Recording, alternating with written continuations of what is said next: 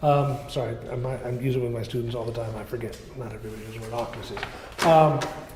OCMS, ACMUS, I just call it ACMUS. It stands for Obligatory Contrasting Middle Section. Your ACMUS begins at measure 19. You have the long, the flowing melodic line. I would always, whenever I'm writing a piece, ask myself, do I really need a contrasting middle section in this piece? Does it really need to be an ABA, or does you see what I'm saying? Because it's become so expected that I think there's a little bit of internal eye rolling sometimes, particularly when it's an ACMUS where the tempo changes, when the middle section's at a slower tempo. I often just, when I hear one, I just go, oh my God, another ACMUS. Think about ways to sustain interest in what you're doing without an obvious contrast. There are ways of doing contrasts that are either sufficiently gradual or sufficiently, not coming up with the right adjective, well, we'll stick with sufficiently gradual, so that you're not really noticing, oop, here's a new section. But it's really neat if you can think of ways to vary your material and keep the piece interesting without ever having an ACMUS. Because that they won't be expecting. And I would say you could, for example, introduce, oh, by the way, with glissandi, it's probably, particularly in the trumpets, you better be sure that there really is a fingering for them. Clearly some of them they can't really do. So you want to be careful about that. It's like clarinet glissandi and flute glissandi and so forth. And sometimes they're just going to do a fast chromatic scale because they can't do the bend that you want. So it's always good to know what's going to work and what isn't. And of course, with trombone glissandi, you can't just write them all over the place. You have to know your positions, what position the instrument is in. But anyway, back to the idea of the glissandi.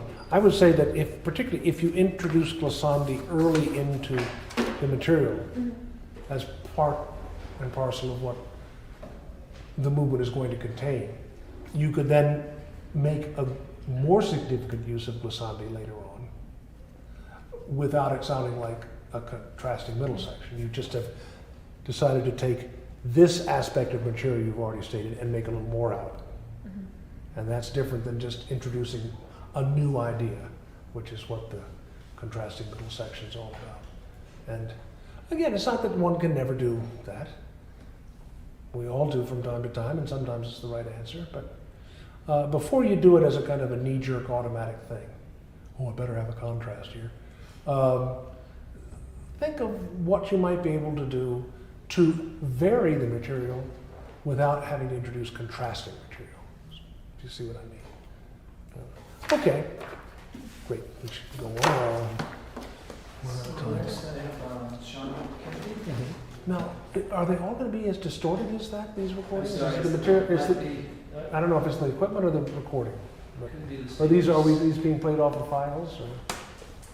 No. Yeah. Okay, so that is the equipment. Okay. Gravity. You want to say anything? Sure. This is actually part of a tone poem. It's originally 3 movements, and I only brought the second movement because I thought something short. It depicts different aspects of larger entities in space. So the first movement is quantum, second movement is gravity, and then the last movement is supernova. Yeah. Okay. Why are the tubas separated by the contrabassoon? It was originally a compositional thought process for myself, and I do need to switch that back. Yeah, okay. Right. Yeah, you want the contrabassoon with the instrument. And so this is 75, no, 76. Yeah. Bass clarinet, we'll check all the things here. C score or not? Transposing. Transpose chord, there we go. So this is a bass clarinet in B flat. Great. Okay.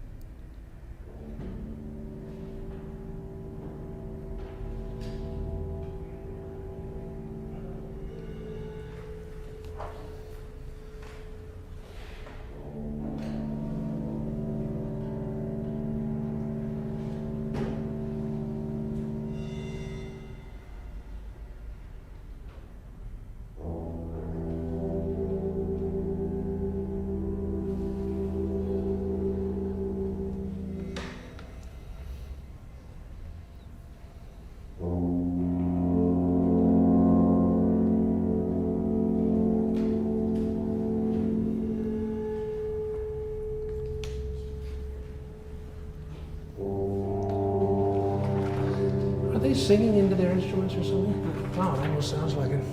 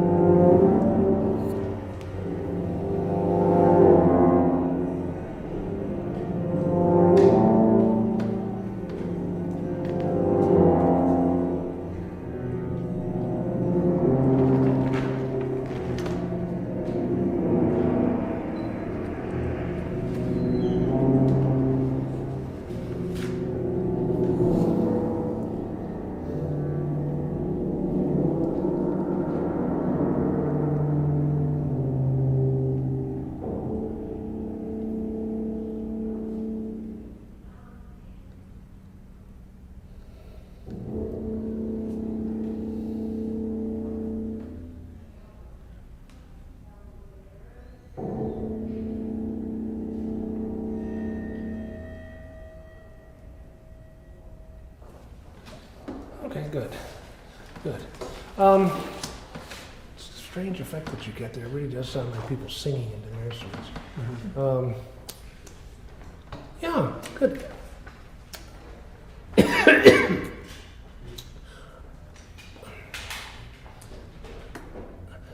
I almost wonder if it might not be more effective, these opening chords, if you did not have the nice little percussion thing on the last quarter. Okay. Just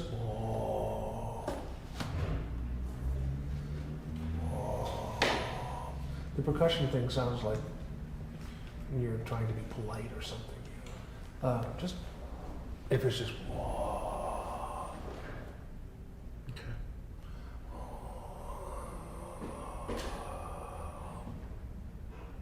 that to me is more special than a little or whatever at the end of each chord. Okay.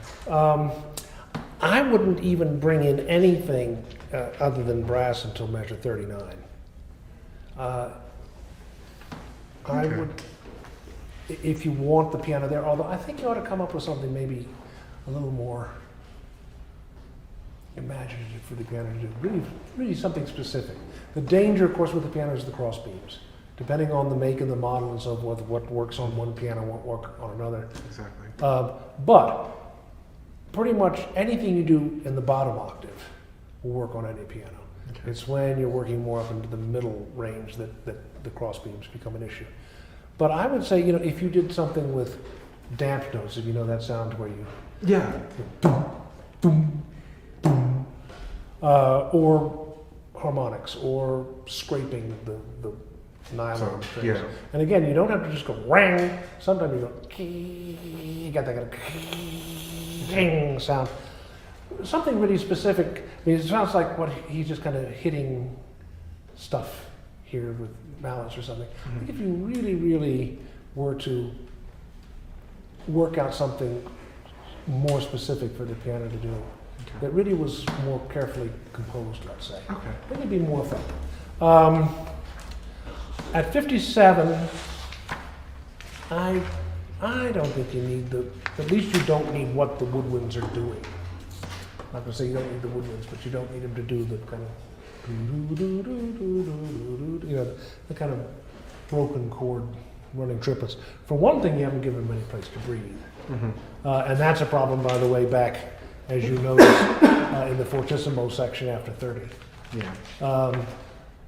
Be aware that tubas, particularly, they run out of breath very quickly, and there's nothing worse than wanting to hear this sustained wah sound, and your bottom is whoa, whoa, because they have to breathe. So in a case like that, you really just have to psych out what you write in such a way that the breathing is taken into account. You actually make music out of the silence that is necessary to breathe. And I wrote it like that. I am a tuba player, so. Okay, well then, okay. Yeah. But the thing is, the tuba player, as you know, is going to want to breathe after every measure here. But because you've got sustained notes in the other tuba and the contrabassoon, well, no, wait a minute. But there was a chord. No, maybe it was the higher tuba that had to breathe. Okay. Somebody had to breathe there, and it just kind of chopped the line to shreds. And it's important when you're dealing with instruments where breaths are necessary that you really work that into the fabric and not really leave it to them when to breathe, because I find performers will often pick the most musically horrible place to breathe simply because that's where they've run out of breath. Work it into the music. And sometimes you can make a strength out of that human weakness. Oh, you've got to do, we're writing for percussion. Okay, what happens if everybody needs to change their sticks? If you're writing a percussion ensemble piece. Well, we're going to have a silence. Or maybe you can find a creative way to, if you're writing for a percussion quartet, you find something for two of them to continue to do with the sticks they have while two of them change sticks and go to the next thing. And then they go to the next thing, and the other two who have continued to play have time to change their sticks. You've always got to think in those terms when you write, because I see it sometimes, where there's no time given. You just have to go from this instrument to that instrument, and you can't play that instrument with the same sticks that you played this instrument with. Like you had glockenspiel with brass mallets, and now you're going to play wood blocks. Well, you can't play wood blocks with brass mallets. So you have to factor in that stick changing issue and make it part of the music, or make the fact that you have to do it create a musical solution. It sounds as though you're not vamping until the person can breathe again or the person has the right sticks or whatnot, but that you actually have come up with a musical solution. But I can guarantee there's nothing that drives flute players, for example, crazier than just seeing page after page of notes with no place to breathe. Because they're obviously going to breathe. But you've heard that sound. What they will do is they will truncate the last note, work in a breath, and be late on the next note. And it's audible, it's obvious, and you want to try to avoid it if you can as composers. Okay. Also, the organum, what I'll call organum, at 50. I mean, I think what you do at the beginning is striking enough so that I would like to try to maintain the same level of strikingness Okay. throughout the whole piece. I mean, you know, Hovannes does this in at least 50 of his 65 symphonies. So I would, the minute you have a kind of an idea that you've heard other places, stop and think, maybe I could come up with something better than this idea I've heard in other places. Particularly because your opening idea is not something we've heard all the time. So that's the danger when you come up with an opening idea that really makes an impression.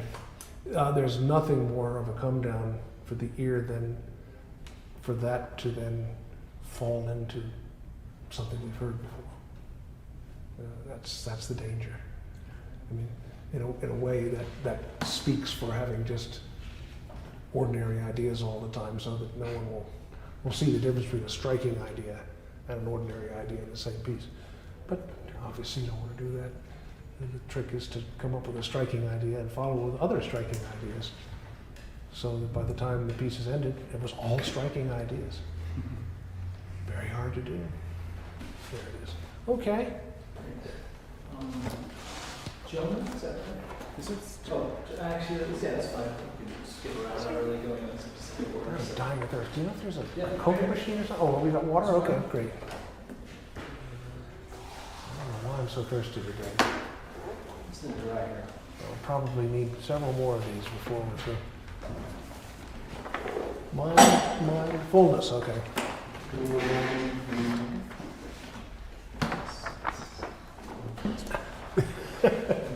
Sorry about that. Now, Jonathan, do you do a computer score? I can. No conductor will work from this.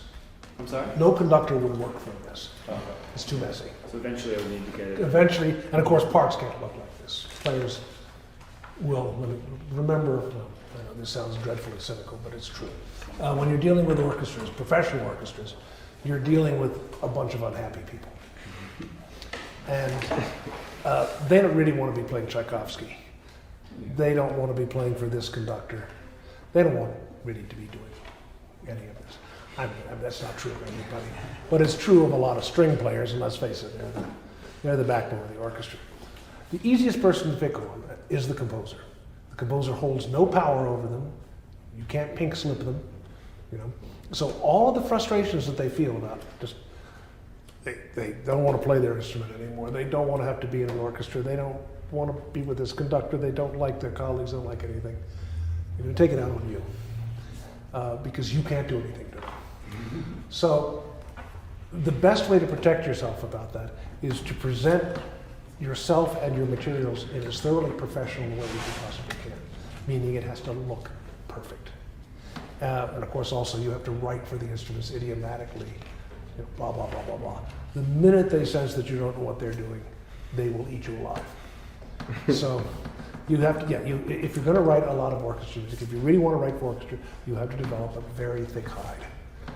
And realize, no, there are many players that will be open-minded enough to go with you and be on your side until you give them a reason not to be. But it's not too hard for them to find a reason not to be. Yeah, I mean, your eighth stand, you don't have an eighth stand, but let's say fourth stand inside second violinist, probably you're never going to win him over. You just hope he does his job.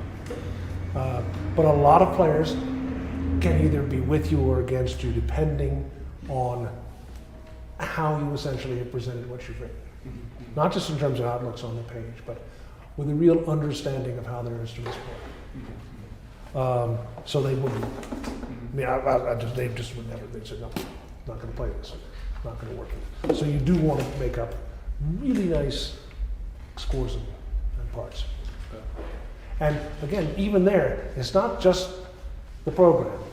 Oh, by the way, I would really urge you to, if you haven't converted to Sibelius, I do not work for the company, but publishers vastly prefer Sibelius to Finale. So Um, but it's also, you know, really understanding how a part should be laid out, where you put in page turns, the size of, you know, what kinds of cues to use. They've got to be audible. This is a mistake that some people make. You know, they give a viola cue to a percussionist. Percussionists probably can't even hear the viola cue based on where they are on the stage. Remembering to transpose the cue if your part is a transposing part, like a B-flat clarinet. All those, making sure that just because you have a whole note, it only takes up this much space, you don't put the bar lines right on either side of it. You want to spread out your bars so that they are roughly equal in size, unless you have a bar of all 32nd notes. All this stuff, the formatting and the layout of the part really, really matters. So what I always say is, if you just look at pretty much any 19th century German part, you'll have, don't look at French scores, look at German parts for Brahms or something like that. That will give you a good sense of how a part should be laid out and how it should look. And, oh, that's not, I mean, my God, I could go on about parts for hours. That's not. Let's listen to these, mindfulness. Okay, let me just get a sense of what's happening here. Okay, so this is all, 8 seconds. So the conductor's going to be doing this.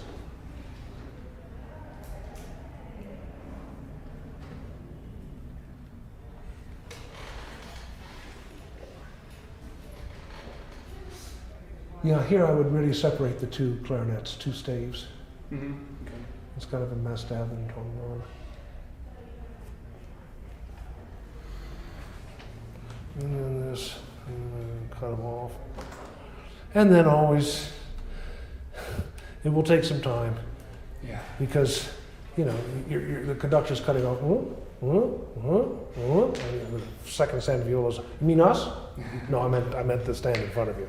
You know, Yeah. that's always causes problems. Oh, is this a cutoff for us? No, it's a cutoff for the person next to you. Mm-hmm. So anyway, I wasn't quite sure like how much they could do on their own in the orchestra and how much They can't do anything. They need direction. no, don't trust them to do anything. Okay. So they really need direction. I mean, as far as strings. I mean, if you're dealing with an individual woodwind player, still has to be clear, or brass player, still has to be clear to that player what they're supposed to do. But once it's clear to them, and still they're going to want cues and cutoffs.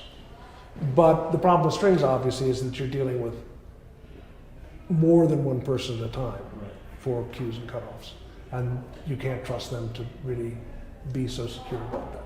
Okay, I'll figure the rest of this out as we go along. Yeah. Is this a performance or a reading? This is a reading. Okay. They had like a 15-minute rehearsal, Mm-hmm. and then they read it down. So some like Okay. half of this piece they basically sight read. I know what to expect then. All righty.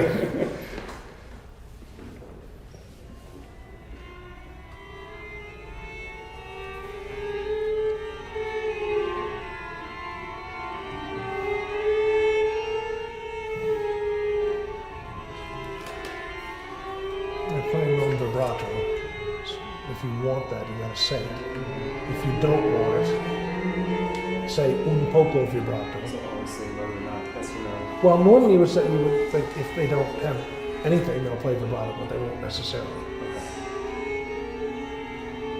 But maybe you want it non vibrato. But that you definitely have to say.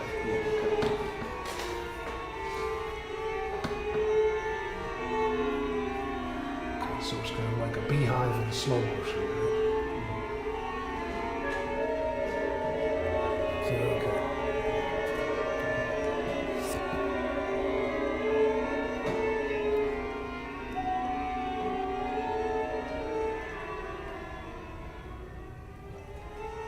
Whoops. Confusion there. Yeah.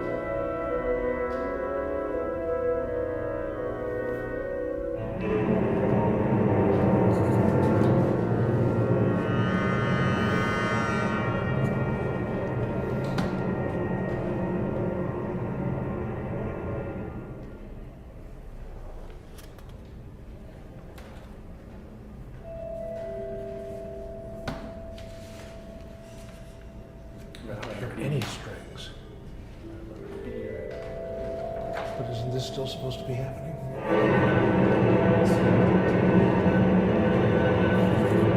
There's the fortissimo. Previous page? Yeah. Right here at the end. Okay, yeah, I saw that. You really need to be much more specific about how much time elapses on each page.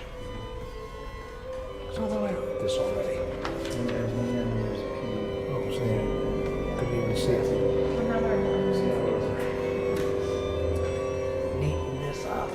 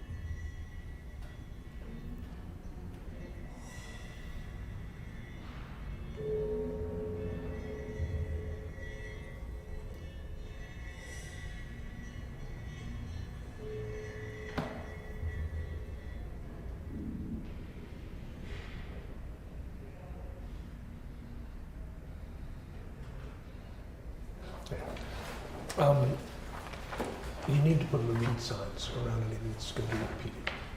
Like this box right here at the end. What you've got here is just do it once and then let it fade away. And since they did it several times, obviously your intention is for them to keep doing that until cut off. Repeat signs. Okay. Okay, so clearly you were in Polish mode when you wrote this. I would say, that a model for notation is Lutoslawski after 1969, starting with the Liverpool Orchestra. He still in the earlier 60s was finding his way with notation and things like the string quartet or the Michaud poems. But by the time the book for orchestra, Liverpool Orchestra, 1969, he'd figured out how to notate stuff, and it's really clear. This is not as clear as it needs to be for a conductor. Whenever you're writing something, assume that you're not going to be there to explain things. And so your intentions have to be as crystal clear as it's possible for them to be. Who did you say? Just assume whenever you write a piece, assume that you're not going to be there to clarify things. Okay, but the book that you said, who was that? Livre pour Orchestra, book for orchestra by Lutoslawski. It's not actually a book, it's a piece of music. Okay. Orchestra book, you could call it. But it's the piece where I feel he really found how to notate exactly what he wanted in such a way so that he wouldn't have to be there to clarify things. Penderecki, of course, is the other person. And in a way, this is more of a Pendereckian piece. But I think you'll find the Lutoslawski notation more helpful than the Penderecki. Okay, there's some nice things here. I think you need to tighten it up a bit. It goes on too long.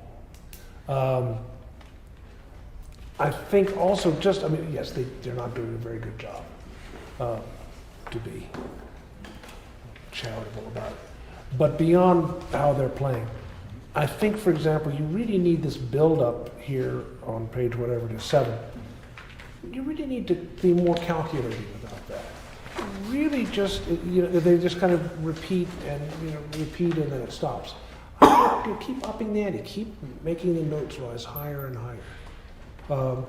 Build a real climax there that's more than just get louder. Because remember, climaxes are partly a byproduct of volume, but they're also a byproduct of scoring, a byproduct of register, all sorts of things. I think you'll have a much more effective cutoff there if you've really been very crafty about the way you build that up. Not that it relates to the same issue here, but just in terms of incredible, just mind-boggling care to detail in terms of how to build up from nothing to nuclear explosion, roughly, is to look at Bolero. Everybody poo-poos Bolero. Bolero is a masterpiece in that regard. Because let's face it, the material never changes. It's just the same thing over and over and over. But if you look it's not just a matter of, we'll introduce more instruments and get louder. It's what range he writes the instruments in, the color of the instruments he's using in those ranges, and then as we go on, the color combinations that he uses. It's just amazing. It's a tour de force of how to build up something. Now, in his case, as I said, as you know, he's not, there's that one modulation towards the end. What is it? E major? I can't remember. Is it E? Yeah. Which is unexpected. Boy, when that happens, it's like somebody just went, whoa, But outside of that, it's the same tune over and over again. But how he gets that to work is just, wow. So whenever people say, Bolero, what a piece of crap. Sorry. It may not have the most melodic variety in the world, but it's an amazing, amazing work. Just in terms of this incredible care that Ravel took in terms of how he was going to get this to work. In your case, you, I think, maybe need to also be thinking really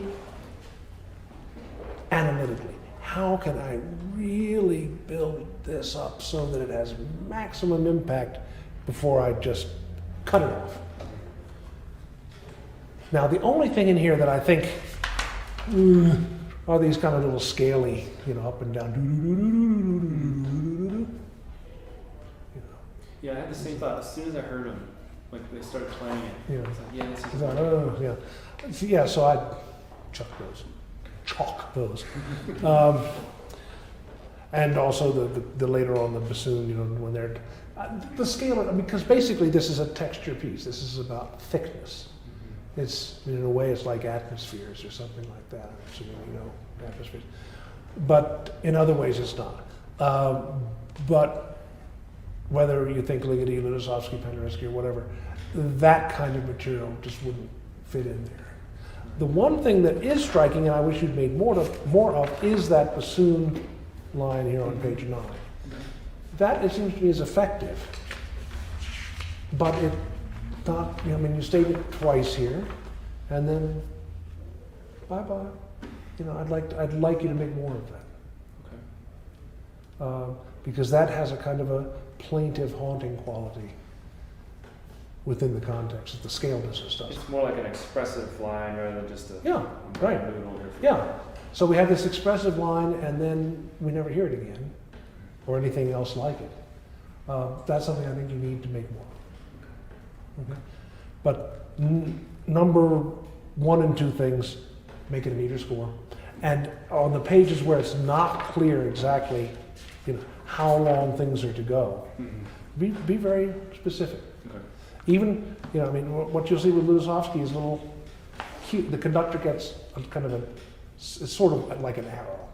If you've seen the scores, for every cue that the conductor gives, put the number of seconds estimated between each cue, so that way we know exactly where we are. By the way, here's another example on page 3. Technically, what you've written in the horns is just da-da. Now you want them to go da-da-da-da-da. Am I right? That could be 2 parts on one line. Well, you've got D, E flat in 3 and 4. Here, here's 2 and 4. 2 and 4, right? Good. And 1 and 3 have E, F, right? Yeah. But you want them to repeat those 2 notes, right? Or do you want them No, just at that point, yeah. you want them just to hold the second note? Yeah, they take. Because they kept playing the 2 notes. Yeah, there's no rhythm. There's just like horn 1 plays the F, horn 3 plays the E, Well, horn 2 plays the E flat. then horn this is 4 this is plays another the- place where you probably better divide it on 4 staves. Right, okay. Because somebody could look at this and say, okay, I'm supposed to go bottom. So that would just clear that up. Just, Oh, yeah. Okay. Yeah. Bigger stuff. And then the question is, did you want da da, or did you want da da da da da da da? In which case you need the repeat sign. A box around the 2 notes and a repeat sign. But if it's just 2 players sustaining, each sustaining 1 of those notes, then yeah, you need to make that clearer. I say, okay, but oh, we better move on. Okay, great.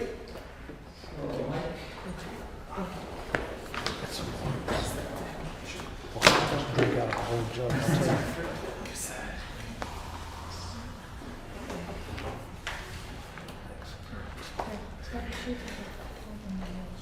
Okay. Phenomenal woman. I'll try Angela. I assume we don't mean us. Sorry, 25 more minutes, we have three more pieces. 3 more pieces. Mine's short, so. Okay. Just to give you an idea.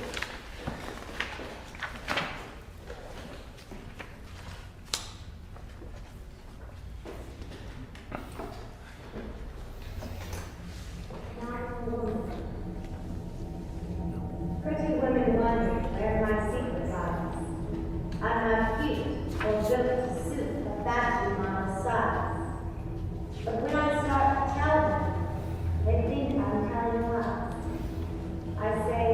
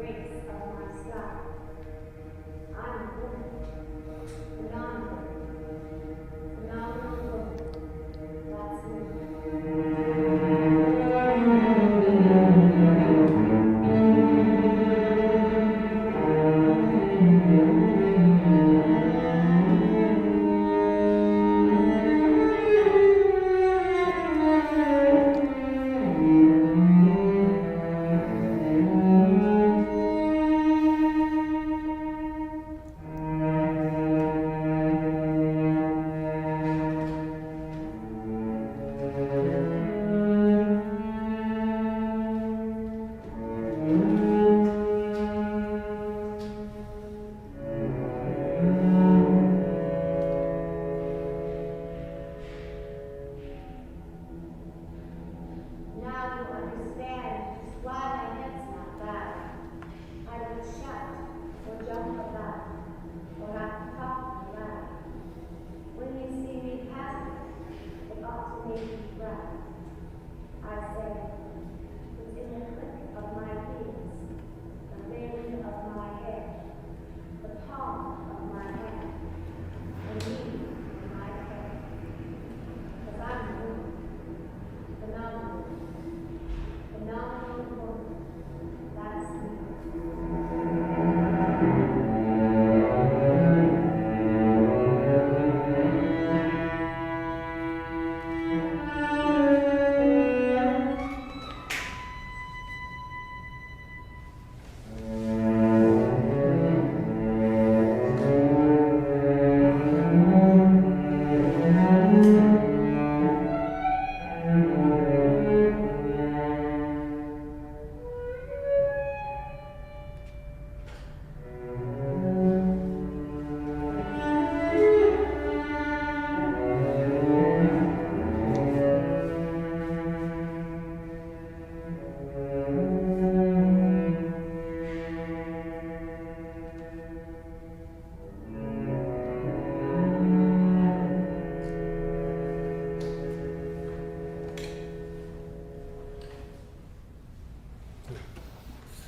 Yeah, good.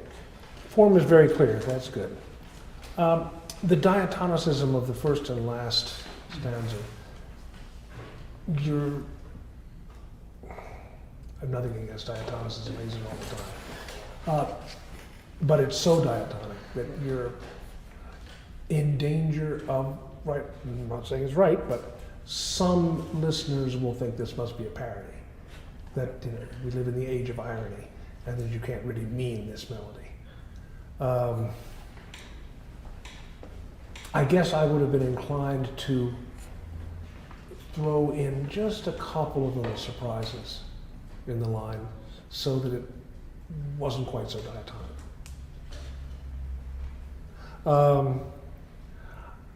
Did you get permission for this text, by the way? Not yet, no. Okay. I mean, you can't do this publicly in Right. any kind of venue without publisher's permission. Right. She has something to say about it. You know, publishers own the copyrights, it's up to them. Yeah, because I have seen people get in an awful lot of trouble. Yeah. Okay. And I have no idea what, I mean, you know, there's some poets who just will or would not allow their text to be used. Others are much more open to it.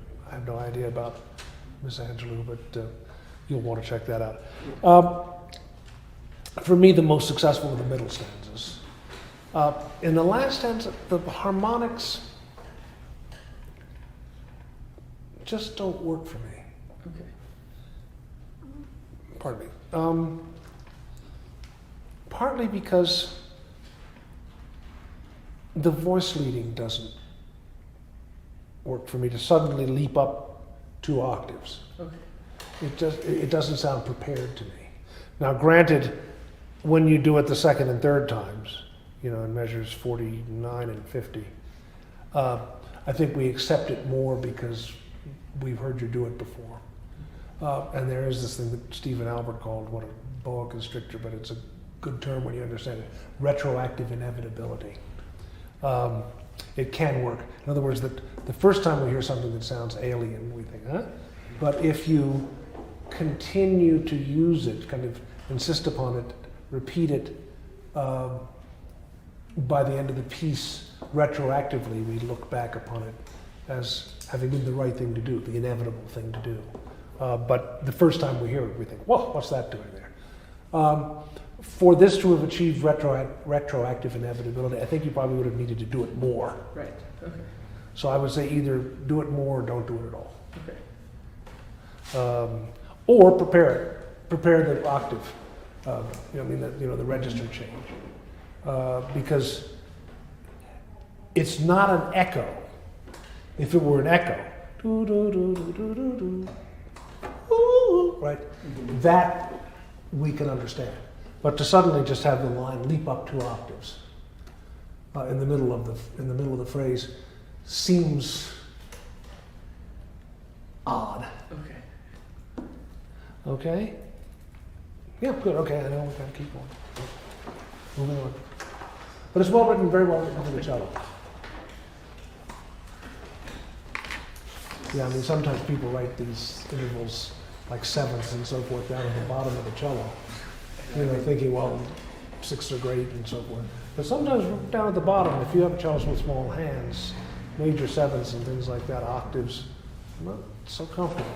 So I made sure to ask. I wish everybody did that. You know, most players are more than happy to spend a few moments with you. But when you do ask a player, is this possible, have them play it for you. Don't take their word for it. Mm-hmm. Say, could you play this and let me hear what it would sound like? Because I've also experienced many times, as you may have or will if you haven't. The player says, oh yeah, that's okay. And then they have to play the part a month or two down the road. They say, hey, whoever told you could do this on the oboe or the bassoon or whatever you did? Well, suddenly the memory goes, well, it's unplayable. So you want to hear them do it. Don't just take people's word for it. So next is a composition by Duncan.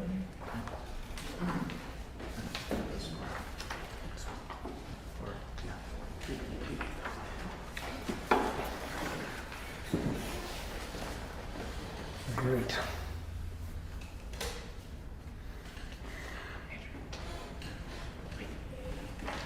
Actually, I'm going to say one quick thing before we start.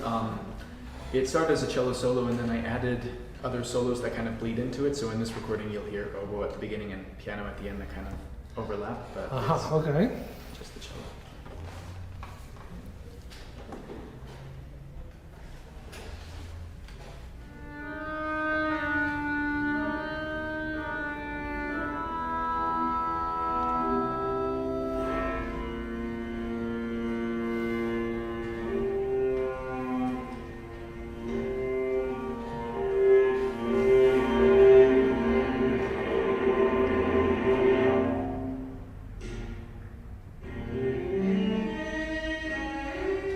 Use the snap pick song when you have a snap pick.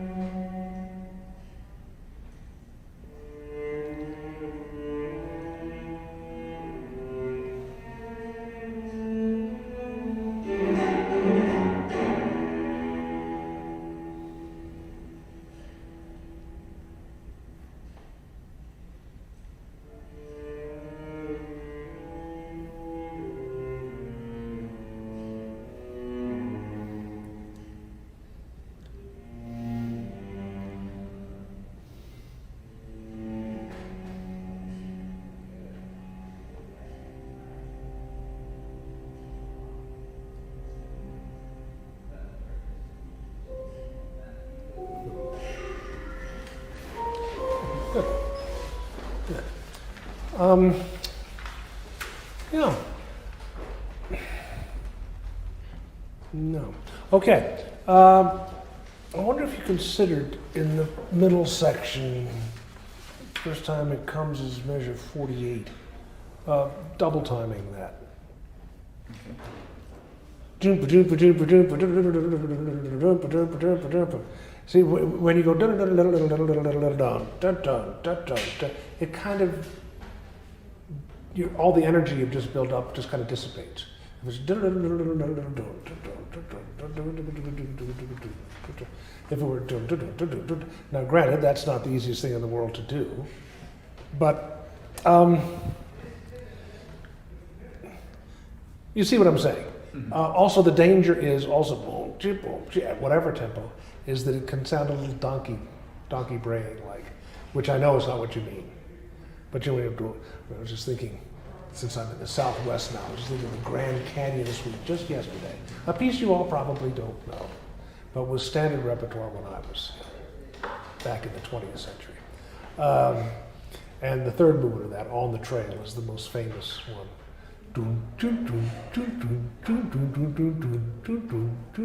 Representing the Borough Ride. So that it's not at all what you intend. Whereas if you go, it doesn't have that quality. It's partly a matter of the tempo that you find yourself at. Sometimes I have to watch out for those things that will have unanticipated effects that we never thought of, but will have an effect on the ear that's, I mean, even, for example, if you write, speaking of On the Trail, if you do things with tempo blocks, it can sound like horses. I mean, if you want to hear every Western cliche in the book, listen to the third movement of the Grand Canyon Suite. Now that it's from 1932, they weren't Western cliches when Goffey wrote the piece, but because the piece became so successful and so famous, they became cliches. It's like a lot of film music from the 30s and 40s that we listen to and we say, when we hear a Rachmaninoff piece, oh my God, it sounds like film music. No, film music sounds like Rachmaninoff. Rachmaninoff did it first. But anyway, yeah, no, this is a well-written, very nicely written piece. Technically, we want to get anal about it. What you've written in the last measure is a tremolo, not a trill. A trill must be a second by definition. Okay, but also pizzicato and arco, those indications must go above the line. But no, this is a well-written piece. It's almost too long. But as I look through it, I can't see anything that I'd want to take out. Be consistent, by the way, with your trills.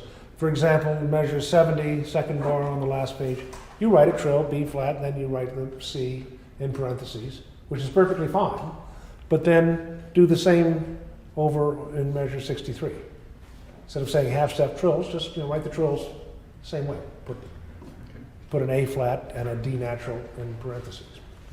Consistency is the main thing. Okay, good. Oh, one other thing. I'm finding that a lot of people now are using ponticello in a way that I'm not convinced is effective. I'm not sure that it really works at the beginning. If it were, I mean, granted, it's coming out of the oboe, which has a nasal tone. But playing the cello, if a ponticello cello really sounded like an oboe, in other words, if it was almost a miraculous handoff, miraculous reception. It's a miraculous reception where we can't tell the difference between the oboe and the cello. Then I would say it would be great. But we still can tell the difference. I mean, the problem with the ponticello is that we can't really tell what the pitches are if they play it correctly. If they're really playing ponticello, we get a lot of, the sound breaks up, we get a lot of high overtones. I would say that as a color, it still works best the way people like Berg used it, to represent something sinister, often in tremolo, or with really fast scurrying figures. But when a melodic line, more of a legato line,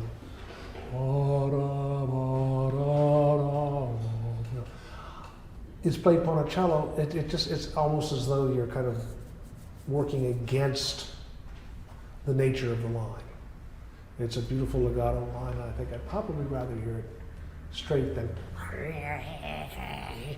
particularly at the beginning. If that's something that you want to do to kind of, queer it later on, that I could see as being more effective than having us hear the line the first time Ponticello. Unless there is some very specific pictorial reason that you have for making us want to feel creepy things crawling under our clothes and so forth. But yeah, I know with my students, I tell them most of the time to take out the Ponticello because I don't feel that they're using it in a way that's really effective. And if anything, if you want a slightly different color, I would go Tasto instead of Ponticello here, because there the integrity of the notes. You have a color, but the pitches don't break up the way they will in Ponticello. Okay, great. Great. And finally, Andrew, he's going to play out of his laptop. And the speakers are very quiet, so I'm my audience. But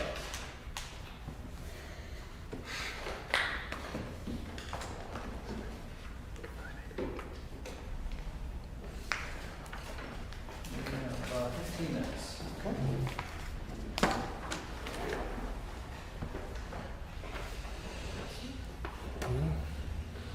Are you a guitarist? I play the acoustic guitar in more of a folk way, and folk rock and type Okay. you guys can share. But am super fascinated with it.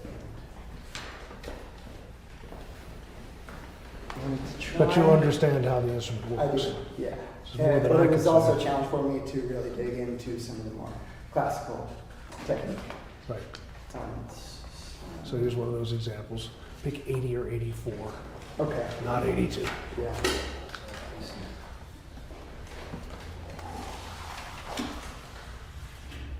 Thanks.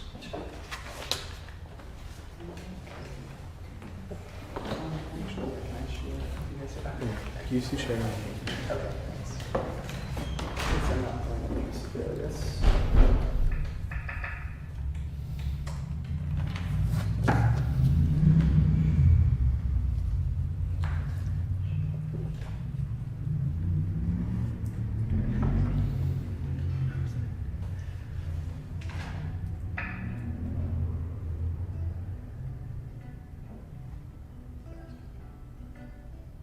I can't really hear anything.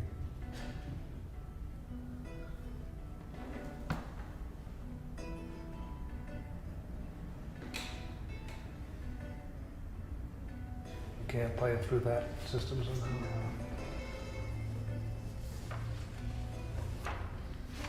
Let's try this. I'm not really. Let me start backward. Yeah, that's-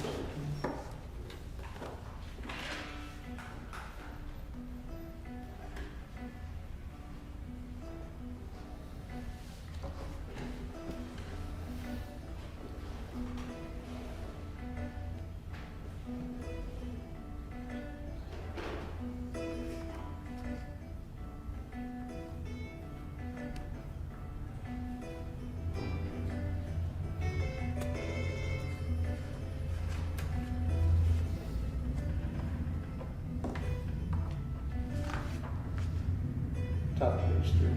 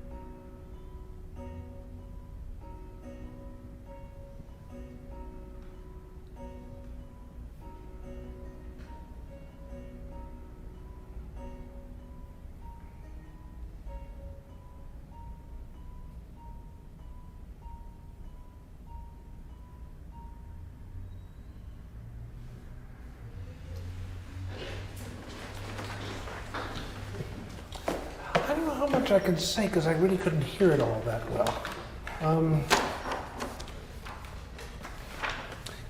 Certainly is obviously written well for the instruments, idiomatically. You've established that you know what you're doing, and you do with the instrument. So,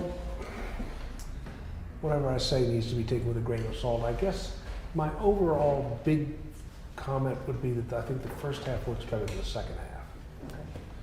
What seems like it's going to be an aqueous turns really into just a kind of piece comes off more as an AV almost than an AVA. We never really go back in a significant way to the original material. You have most of your activity and excitement and intricacy in the first half of the piece. It's, you know, doing a fast slow is a challenge. And for me, you just kind of run out of gas a bit when you get to that. Let's identify. It begins with where you have quarter notes. You just doom, doom, doom, wherever that is. 72 or 11. Yeah. For me, you're working into that section when you start doing the quarter note business, starting measure 72. And although I think, you know, at the end it's quite lovely, a lot of the music that happens on pages 13, 14, just didn't seem to me to be at the same level of interest as the earlier stuff. Okay. That's why I think we find slow fast more often than we find fast slow. If you're going to do fast slow, the slow has to be so magical. And also seem, again, to be inevitable in a way that we have to get slow. I'm trying to think, I mean, of course, God knows there are lots of examples of successful bipartite slow, a fast slow music. But for every successful example of that, we can think of a dozen successful examples of slow fast. I mean, generally, we want to increase the level of excitement and end with in a blaze of virtuosity. If we're going to get profound, which is the implication of going fast, slow, I think the kind of material that's used has to be chosen really carefully and has to have a certain kind of gravitas to it. That maybe for guitars is just kind of against the grain a little bit anyway.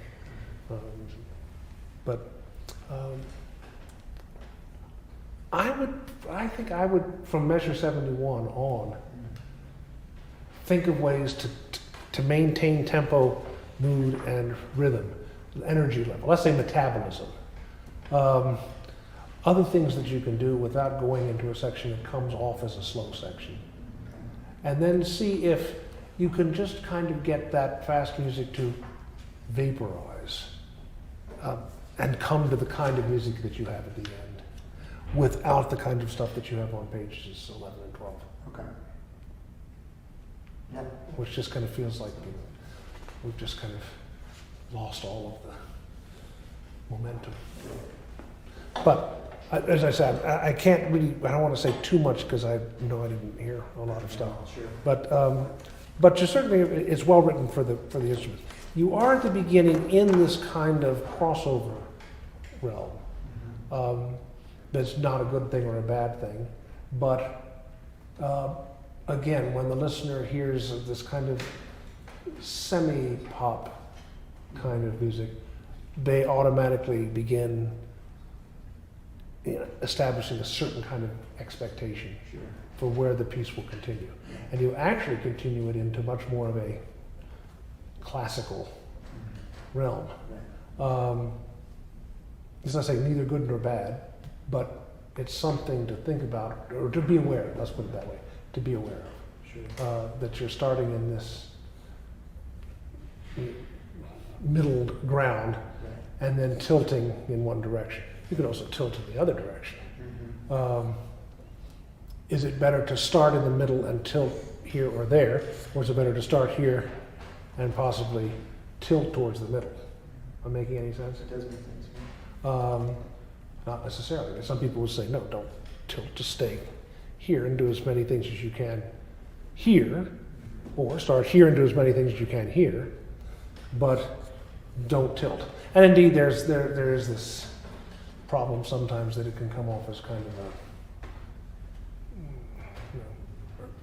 show-offy kind of thing. Look at all the things I can do. I can write classical, I can write pop, I can do this. It becomes a hybrid that is neither fish nor fowl.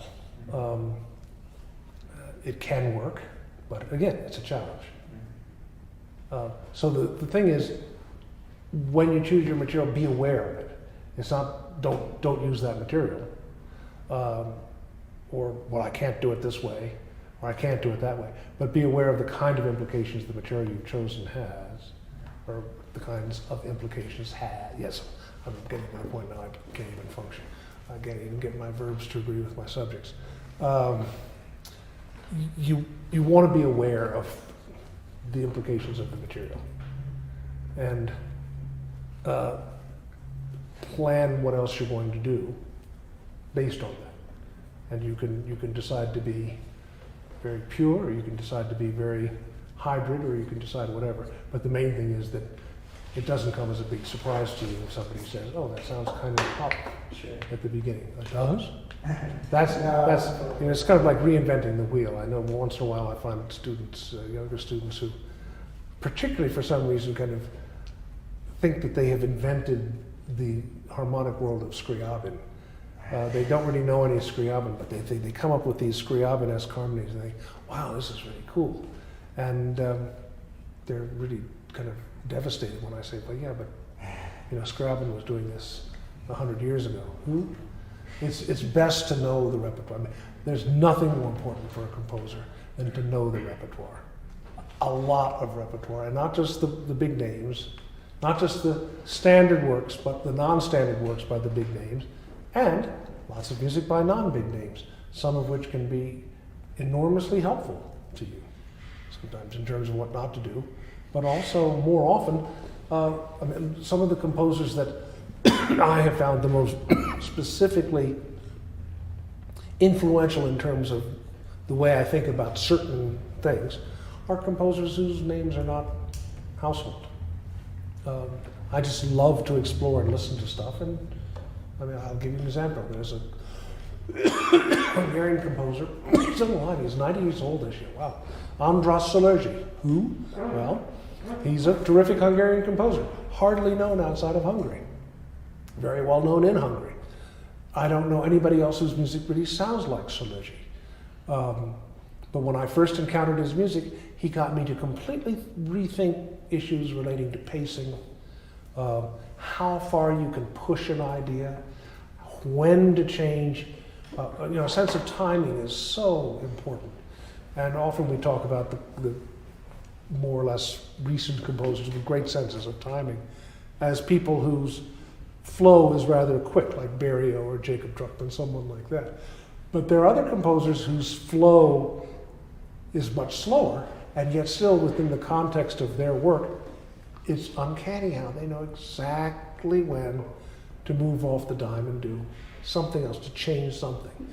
And Szalasi is one of those. Bruckner, to take a pre-20th century example, unless just the whole idea of Bruckner is anathema to you. It's really fascinating to watch how Bruckner moves. He's moving in slow motion, but the sense of pacing in Bruckner, if you can just readapt your ears to the metabolism that he's presenting to you, it's really quite amazing how he knows when to do the next thing. That's a real art. Just after. Yeah, I'm going to quit. You can't really learn it by textbooks or anything like that, but you can learn it by listening to the repertoire. So for you all, a composer like Szalasi might really just suddenly be a light bulb over the head moment. Or Carl Amadeus Hartmann. Boy, have I learned a lot from Hartmann.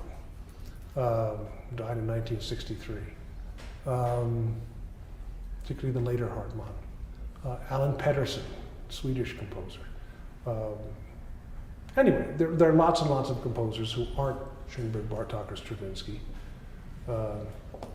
that can offer you a lot. At the very least, a wonderful lifetime of great music to listen to, but perhaps something even more than that, something that does trigger a creative response in you. They do something and you take it and run with it. So repertoire is so important.